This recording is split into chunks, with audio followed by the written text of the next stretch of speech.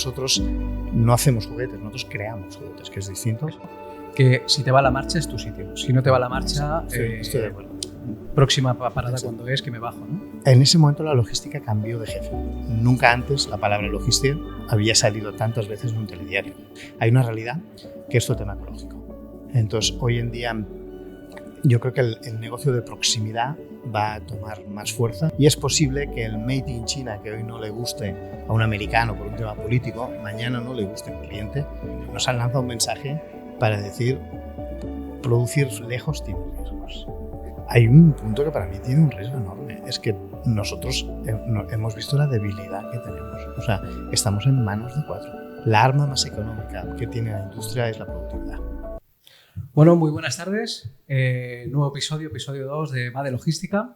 Un episodio donde quiere poner el centro en una de las empresas pioneras a nivel de juguetes, Magic Box.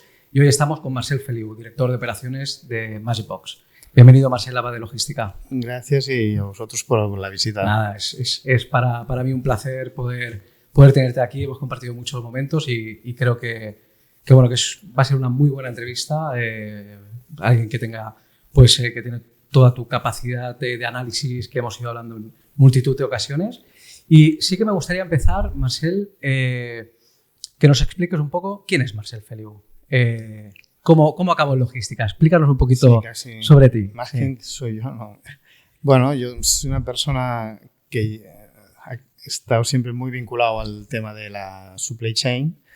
De hecho, yo de formación soy de empresariales, pero enseguida empecé a ver que lo que me gustaba era el mundo más de compras y toda la parte logística y fui derivando. En esencia, porque al principio siempre me dediqué mucho a las compras. En entornos febriles, eso sí lo tuve siempre muy claro, me gustaba mucho más el producto que no el servicio. Sí. Supongo el concepto creativo desde materias primas a un proceso y que eso de ahí salga un producto final. Y con el tiempo enseguida vi que las compras por sí mismas, no sé si decir aquello de se me quedaban pequeñas, pero no, en realidad era que el concepto del precio, que es un poco lo que me gustaba y lo que me sigue gustando, la parte de negociación, ¿no?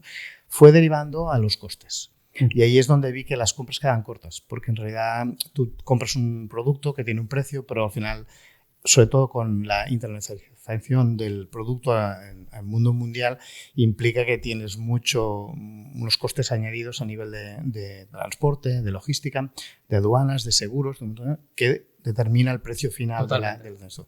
Y de ahí, pues, un poco fui pasando un poco, moviéndome más de la parte puramente compras a lo que es la supply chain con toda la logística, hasta llegar a día de hoy, habiendo pasado por varias empresas, siempre de sectores distintos y de perfiles multinacionales o empresas con un tamaño... ¿En qué sectores has estado de...? He estado en sector de automoción, he estado en sector de cosmética, más en packaging.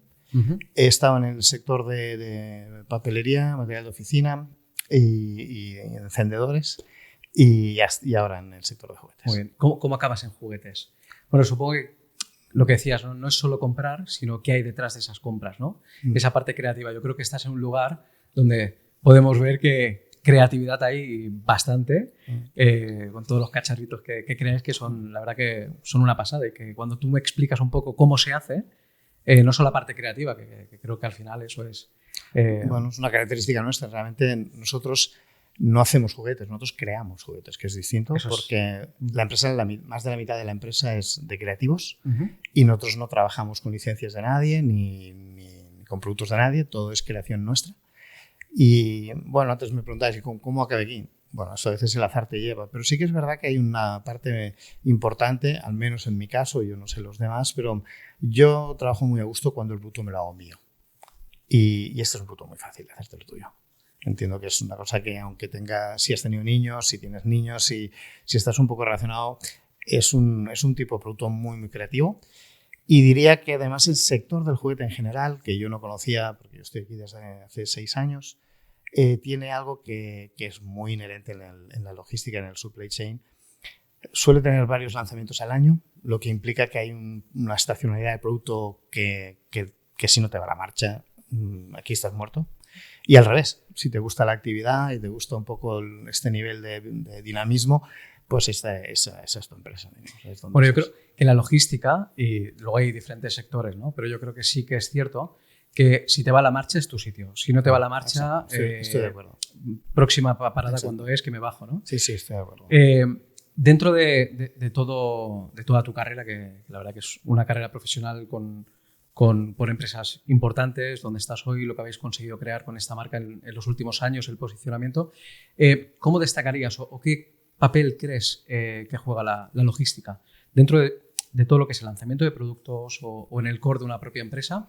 ¿Qué papel crees que tiene la logística? ¿Qué es lo importante? Bueno, en todas en general, obviamente, yo sigo enfatizando un poco el concepto de lo que es la industria fabril, donde hay un proceso que implica desde la importación de materias primas y producto, y ahí ya tienes una movimentación que antiguamente podía estar muy centrado en un radio cercano, pero hoy día ya sabemos que las fuentes de suministro pueden venir de muchos lados. Luego tienes toda la parte de proceso productivo y finalmente toda la parte de exportación en clientes. Es decir, que hoy estás teniendo un concepto de logística, entre comillas, multiplicado por dos. Una es la recepción de producto, la otra es la salida a venta al cliente, ¿no? Entonces, es importante que tengamos por la vía de los costes y sobre todo porque el mundo está cambiando a una velocidad enorme. Y tanto en el mercado de las materias primas, tanto con los costes como el suministro de cualquier país y el tema de clientes, pues todo afecta y todo cambia. Yo creo que depende con quién hables, ¿no? De logística. Hay una logística que es la del producto acabado, que es mover producto de un sitio a otro, ¿no? E incluso la parte de distribución. Pero dentro de la logística hay una parte que es fundamental, que es el abastecimiento de las materias primas, ¿no? Y eso forma parte de la logística. Y mucha gente en las empresas habla mucho de producto acabado, de cómo llegar al retailer final, pero hay una parte importante que es todo el proceso de materias primas, ¿no? Vosotros, en ese sentido, ¿cómo entendéis la parte de materias primas? ¿Hacéis algún tipo de diferenciación en logística? Bueno, nosotros, a ver, desde un punto de vista de nuestro proceso, nosotros no tenemos una fábrica aquí, es decir, que nuestra fábrica está en el mundo. Es verdad que hoy día está muy centrada en Asia y más en China, pero bueno, es una situación puntual. Yo soy de los que pienso que el mercado y el mundo nos irá llevando, igual como primero nos lleva aquí al lado, después a países del este y después a Asia. Y pasado mañana pues será, no sé, puede ser otro país y dependerá también de quién es tu cliente. Yo creo que hoy día un mercado americano desde la visión de un juguete es un mercado donde pues, países como México tienen mucho que ver y ya salimos ya un poco de la órbita asiática. Y bueno, al final es entender que tu mercado está fuera. Ese mercado es el que nos va a marcar a nosotros dónde estamos y tenemos que entender que la logística hoy en día es mundial y no centrarse simplemente en hoy estoy aquí y no.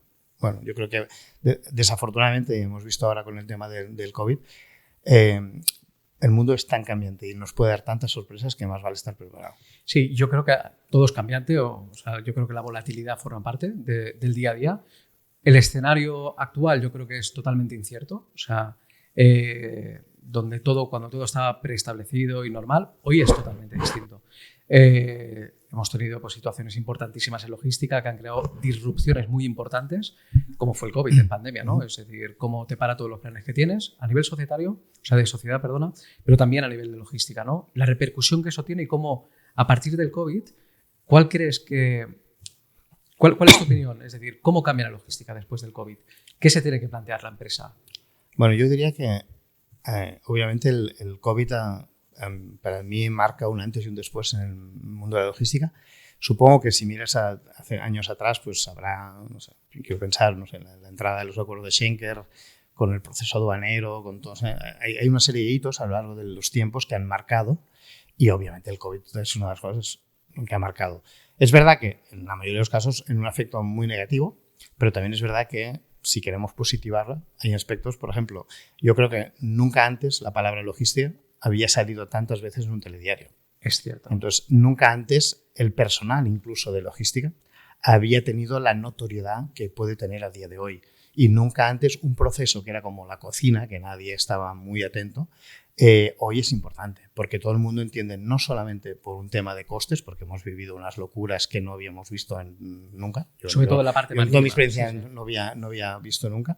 Y luego unos lead times para poner ejemplo de lo que está pasando hoy día con el problema del Mar Rojo, Canal de Suez, el Cabo de Buena Esperanza, o sea, volvemos a sumar 15 días más de tránsito. Es decir, estamos constantemente con una pelea que antes era un sota caballo rey, que bueno, teníamos nuestro proceso y ahí acababa, y hoy día está cambiando y hoy tiene mucha notoriedad. Sí, yo creo que en un momento la logística, yo creo que sobre todo muy potenciado por el tema de la automoción, el just in time, teníamos cadenas de suministro fabricando a más de 20.000 kilómetros, en este caso nosotros aquí en España, ¿no?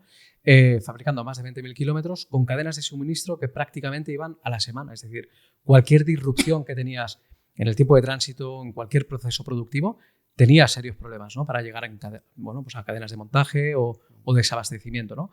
Yo creo que fue un momento en el que la logística pues, intentó reducir al máximo el número de stock y trabajar en un proceso pues súper moderno y súper, bueno, muy chulo, ¿no? Que aparentemente era chulo, que era el just in time, y el COVID dijo, hasta que ha llegado el just in time, el concepto de almacén tiene que volver a formar parte de las cuentas de resultado de muchas empresas, porque al final el just in time yo creo que tenía una parte muy atractiva, ¿no? Porque tenías más cash flow, reducías stocks, tenías menos inmovilizado en tus almacenes, pero tenía un riesgo bastante elevado, ¿no? Yo creo que esto ha cambiado. Y hoy tener pues, espacios logísticos y un stock que te permita, cada industria será de una manera distinta, ¿no? Pero que te permita amortiguar cualquier efecto, pues cualquier guerra o cualquier hecho fortuito que pueda pasar en el mundo, pues tener un stock mayor, ¿no? Yo creo que hoy hemos vuelto a eso, a tener más stock en los almacenes. Bueno, estamos obligados. Quizás ahora hemos pecado en exceso porque el COVID y la falta de suministro en muchos elementos provocó un efecto rebote. Y ahora sí. Y es verdad que además la situación a nivel de crisis de algunos sectores tampoco ayuda porque hay un desequilibrio entre el balance de la oferta y la demanda, y esto afecta.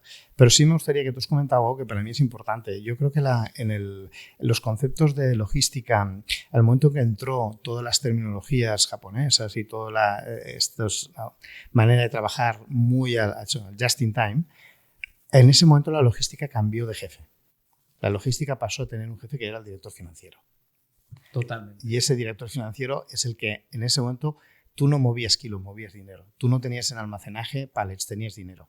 Tú no tenías un montón de cosas y ahí es donde el director financiero empezó a apretar, y claro, era muy fácil pensar, ostras, si tengo 3 días menos de inventario, si reduzco esto, ¿no? Y eso al final conllevaba una situación de riesgo, que es verdad que existió siempre los stocks de seguridad, que han tenido pero ante una situación que es verdad, muchos de nosotros nunca pensamos que podríamos ver, esta situación se plasma ahora y ha desnudado a más de uno. Empezando por las industrias de automoción, que son aparentemente los gurús de todo este tema. Tú lo has dicho, aparentemente. Yo creo que tienen grandes hubs. Pero bueno, es un tema. Sí que es verdad, yo creo que directores financieros obligaron a poner la logística en el centro de operaciones, en el centro de las compras, en cómo se vendía, si se podía comprar o no y qué costes implicaba. Y eso fue un punto que sin duda fue relativamente relevante en todas las empresas. ¿Hacia dónde crees que va la logística? Es decir, hoy tenemos una situación en el Mar Rojo donde hemos tenido, pues, que esto, si no recuerdo mal, estalló el día 15 de diciembre. Y eso crea una disrupción, los tiempos de tránsito aumentan 15 días aproximadamente, los costes se han multiplicado por 4, por 5. ¿Cuál es tu opinión al respecto? Bueno, ¿quién se atreve a decir qué va a pasar? Yo, mi opinión personal es que obviamente nos han lanzado un mensaje para decir producir lejos tiene riesgos. Tiene riesgos, además, incluso económicamente empiezas a plantearte una serie de elementos porque aquello que no era importante, porque los $2.000 de un contenedor los tenías asumidos, los 14 o los 18 que hemos llegado no los tienes asumidos, y te obliga a que muchos negocios se han replanteado. Los negocios volumétricos, eso hay muchos que han vuelto y no se irán. Pero es verdad que Europa ha ido externalizando las fábricas hacia Asia y no es tan fácil empezar a fabricar aquí porque no hay fábricas. Tenemos que pensar que ahí tenemos un problema porque hay que volver a industrializar. Hay sectores que es relativamente más fácil porque yo siempre he pensado que la arma más económica que tiene la industria es la productividad. Y la productividad en un producto muy seriado, que es siempre igual, es relativamente Es más fácil. Pero un sector como el nuestro, el juguete, que cambia cada 6 meses de producto, que no tienen periodos muy largos de vida, que son constantemente con cambios, es muy difícil poder automatizar un proceso de este tipo. Luego, en algunos casos, sigue habiendo una dependencia en la mano de obra. Y ahí sí que hay unas diferencias que aprietan mucho y obviamente parecería que es difícil pensar que sin que eso no implicase un aumento de costes y obviamente un precio de venta mayor, trasladar grandes partes de las producciones aquí. Pero también creo que tarde o temprano, y se está viendo aquí, hay una amenaza clarísima. No sería la palabra correcta, solamente amenazas. Hay una realidad que es el tema ecológico. Entonces, hoy en día, yo creo que el negocio de proximidad va a tomar más fuerza, como ya toma en algunos aspectos, y es posible que el Made in China, que hoy no le guste a un americano por un tema político, mañana no le guste a un cliente por un tema de que detrás de un Made in China no estemos hablando de explotaciones, no estamos hablando de nada más que de un barco, de un número de emisiones y de un calentamiento global, de todo un proceso que realmente uno se pregunta, ¿es necesario? Y en según qué artículos, que a lo mejor el precio que te afecta puede ser el doble, pero en valor absoluto no lo es tanto, pues no sé, yo no sería capaz de decirte si en 10 años el grado de dependencia de países muy lejanos conlleva un problema porque hay un lobby, como hoy es el lobby, por ejemplo, del packaging, de reducir plásticos, de los microplásticos, de una serie de cosas, pues se instale también mucho en este sector y que de repente pensemos que aquello que no pensamos nunca, pues que estamos volviendo mucha parte del proceso a zonas mucho más cercanas de donde estamos. Yo creo que si hoy quisiéramos trasladar la industria, las fábricas que se han ido externalizando al cabo de los últimos años a España, a Europa, yo creo que sería realmente complicado. Lo primero por un tema de costes. Lo segundo por mano de obra también, es decir, qué repercusión tendría, cuánto tiempo tardaríamos en hacer, qué tipo de industria puede permitirse volver a Europa y qué industria no puede volver a Europa, porque sería una industria que seguramente le costará mucho entrar al mercado, ¿no? A poder competir por tema de costes. Lo veo realmente complicado. Yo sí que estoy a favor, obviamente, de poder traer producción, ¿no? Mucho más cerca, reducir emisiones. Yo creo que aquí, sobre todo las navieras, van a tener que trabajar muy en serio en poder compensar las emisiones, en hacer barcos mucho más sostenibles, en poder hacer planes de compensación a través de biofuel, a través de cualquier solución, porque yo creo que les va su economía y su futuro les va de eso. Por lo tanto, yo creo que aquí también veremos una evolución importante. No sé si a lo mejor cuando se traigan los T-Racers o cualquier cosa de esta, hay que poner que eso no ha contaminado y que va con biofuel. A lo mejor es algo con lo que nos conformamos o a lo mejor no. O a lo mejor lo que te decías, ¿no? El cliente quiere Made in Spain. Hay una parte que tampoco debemos olvidar. Independientemente de la parte de los costes, que es muy importante en el tema del tránsito y de los lead times, hay un punto que para mí tiene un riesgo enorme. Es que nosotros hemos visto la debilidad que tenemos. O sea, estamos en manos de 4. Correcto. Y eso, claro, tener un negocio que lo tienes externalizado fuera con algo que no controlas tú, tiene un riesgo, ¿eh? Tiene un riesgo. Entonces, insisto, tienes 3 variables. La primera, obviamente, es el coste, el lead time, pero y además no tienes ni la certeza de si un barco sale o deja de salir. O sea, tienes un montón de variables allí que pone en riesgo tu negocio. Detrás de un negocio como el nuestro hay campañas de lanzamiento, hay televisiones, hay influencers, hay un montón de engranaje a nivel de marketing que no puedo depender de alguien que no es serio. El riesgo es altísimo, sin duda. Es un riesgo que es elevado. ¿Crees que el panorama a nivel global... Hoy producimos mucho más en China, sobre todo, ¿no? O sea, hay una industria muy importante, pero sí que se está viendo como a nivel global están habiendo ciertos cambios. Se está poniendo pues, muy de moda, Vietnam, la India está creciendo muchísimo a nivel de fabricación y otros países o continentes como África. ¿Cómo crees, o en vuestra industria o por el conocimiento que tú tienes, que estás continuamente viajando, visitando vuestras fábricas y demás, cuál es tu opinión acerca de este cambio de tendencia? Bueno, yo diría que esto ya es una realidad, no es una tendencia. Hoy en día hay mucho negocio que se ha ido moviendo a otros países, Pero creo que hay una confusión a nivel general, porque la gente piensa un poco que China está perdiendo negocio y lo que no está entendiendo es que China no quiere este negocio. O sea, la sensibilidad en mano de obra es algo que, en función del producto que tú tienes, te afecta más o menos. Entonces, la industria textil, por ejemplo, pues no está tanto en China, porque es muy dependiente de mano de obra. Entonces, si tú estás buscando el país más barato, no es China.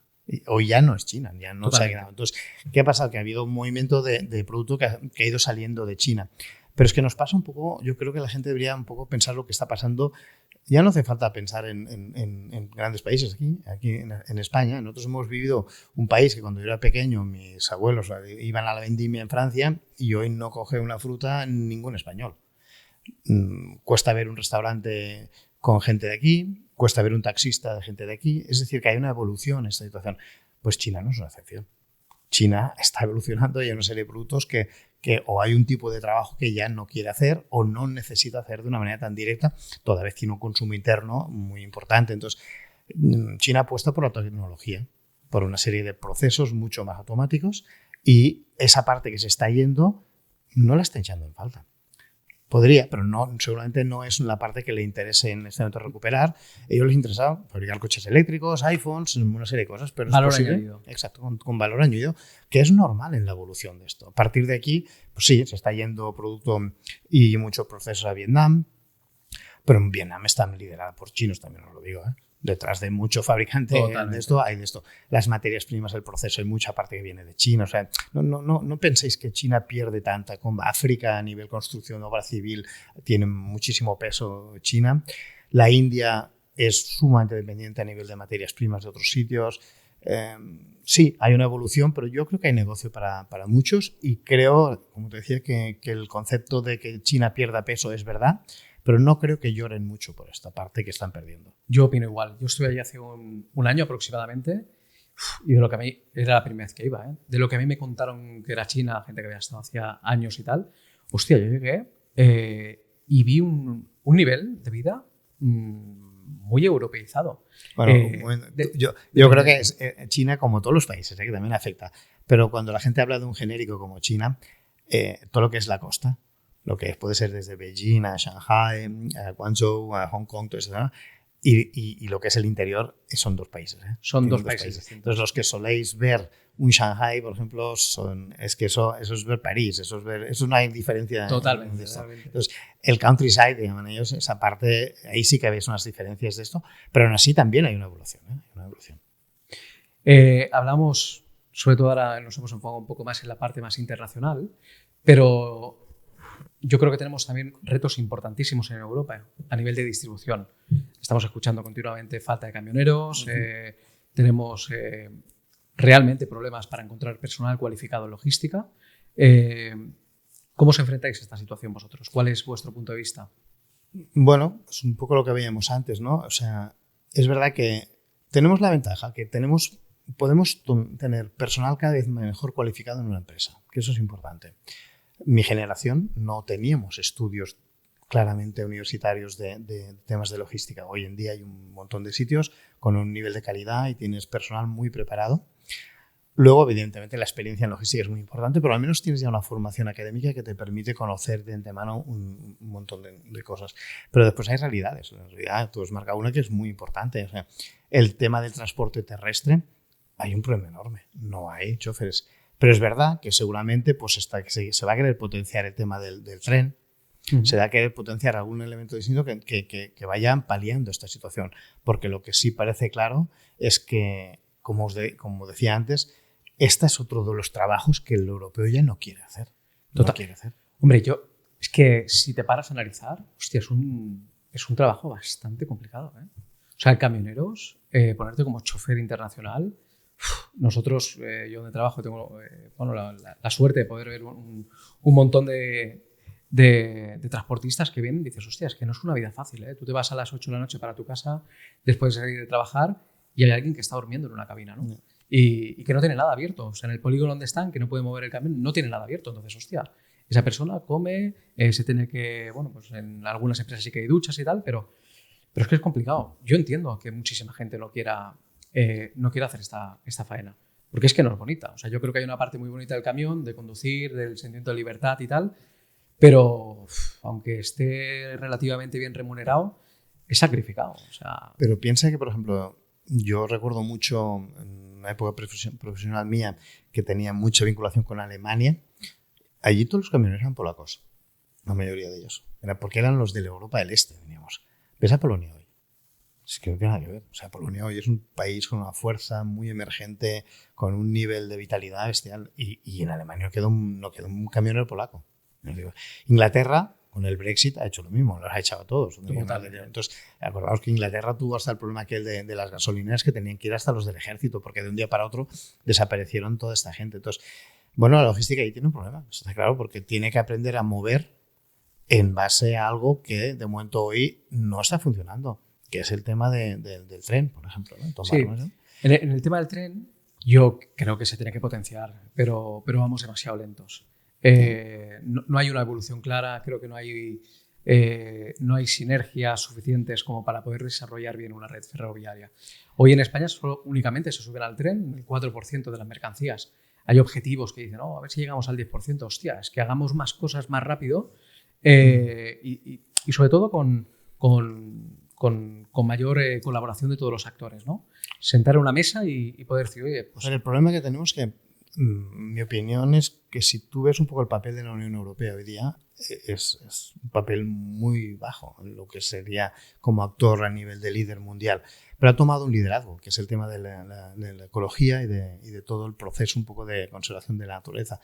Y ahí es importante porque si esto se asume de una manera global, entenderíamos que el corredor del Mediterráneo, un montón de estructuras que quedan por hacer, y esta manera de, por ejemplo, esto del ancho de vía, que es como tercermundista, pues esto, si hablásemos en plural y entendiésemos todo, eso tendría una fácil solución. Pero claro, yo vivo algo tan simple como un packaging de juguetes, por ejemplo, y hablamos de Comunidad Europea y yo tengo que etiquetar el packaging en una misma Comunidad Europea en 4 modelos distintos. Entonces, claro, si no somos ni capaces, la Unión Europea, de ponernos de acuerdo en 4 warnings y pictogramas en un packaging de esto, ¿cómo nos vamos a poner de acuerdo en una red de infraestructura que podamos así? Pero diríamos que si queremos liderar aquello que es a lo único que parece que estamos predestinados últimamente como europeos, que es a liderar la parte de ecología y la solución de esto, hay que ponerse de acuerdo en esto. Y ahí somos muchos países para entender este proceso. Hay que ponerse de acuerdo y las pilas. Las dos cosas. Y hasta que no lo hagan, tienen un problema. Y yo creo que tenemos la suerte para poder evolucionar en este sentido con todo el tema del ferrocarril, en tema medioambiental, que hay muchísima concienciación en esto. Y esto yo creo que es algo que va a ayudar mucho a poner en marcha o iniciativas o acelerarlas. Pero está claro, o sea, al final es como los barcos. ¿Cuál es el éxito, entre comillas? Que un barco hoy es capaz de mover 24.000 TEUs, ¿no? 24.000 cajitas de hierro. Tenemos que hacer eso dentro de Europa de la forma más sostenible posible para evitar tener tantos conductores, porque tenemos un problema de conductores. Entonces, yo creo que hay que hacerlo y hay que hacerlo con urgencia. Y hasta que esto no se solucione, pues vamos a tener fluctuaciones en precios, problemas de abastecimiento para poder cumplir con los lead times que tengamos, etcétera, etcétera. O sea, yo creo que aquí en Europa nos esperan unos añitos, 2, 3 próximos años realmente complicados a nivel de distribución. Bueno, pues ha sido un placer tenerte en Va de Logística. Para mí me hacía mucha ilusión grabar contigo, o sea que te doy las gracias por aceptar la invitación. Hemos compartido momentos muy, muy chulos, me enseñaste Hong Kong como nadie, como un citizen de allí, o sea que muy, muy bien. Hemos tenido conversaciones muy enriquecedoras y espero que esto ayude a darle una vuelta a la cadena de suministro, ayude a pensar, a tener herramientas y una visión como la tuya. Yo creo que aporta muchas cosas. O sea que gracias. Gracias a ti y eso. O sea, bienvenidos. Muy bien. Muchísimas gracias, Marcel. Chao.